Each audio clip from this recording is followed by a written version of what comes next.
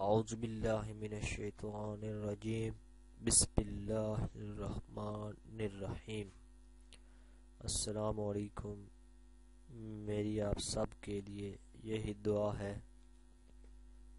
کہ اللہ پاک آپ سب کی ہر جائز خواہش کو پورا کرے۔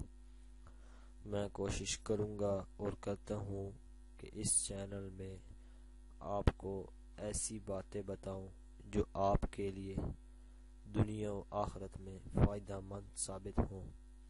اگر آپ کو ہماری ویڈیو پسند آئے تو اس کو لائک ضرور کریں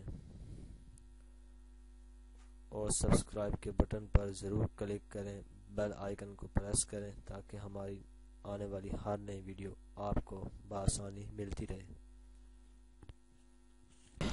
دوستوں، آج ہم بات کریں گے کہ شوربے والا گوشت کھانا کیسا ہے اور اس کے بارے میں ہمارے پیارے نبی کریم صلی اللہ علیہ وآلہ وسلم کیا فرماتے ہیں۔ آپ صلی اللہ علیہ وآلہ وسلم کی ذات تو ہمارے لیے بہترین نمونہ ہے۔ آپ صلی اللہ علیہ وآلہ وسلم کو جو کھانے کے لیے ملتا آپ تناول فرما لیتے، کسی کھانے میں عیب نہ نکالتے۔ آپ صلی اللہ علیہ وآلہ وسلم کو گوشت بہت زیادہ پسند تھا۔ آپ صلی اللہ علیہ وآلہ وسلم فرماتے کہ گوشت کو دانتوں سے چبا چبا کر کھایا جائے تاکہ وہ جلد از جلد ہضم ہو جائے۔ آپ صلی اللہ علیہ وآلہ وسلم کو کون سا گوشت پسند تھا، اس حوالے سے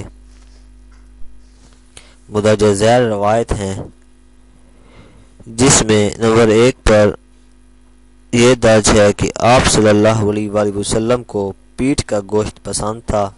دوسری روایت میں آیا ہے کہ آپ کو دستی کا گوشت پسند تھا۔ تیسری روایت میں آیا ہے کہ بکری کا گوشت والی ہڈی بھی آپ کو پسند تھی۔ چوتھی میں بکری کی گردن کا گوشت آپ صلی اللہ علیہ وآلہ وسلم کو بہت پسند تھا۔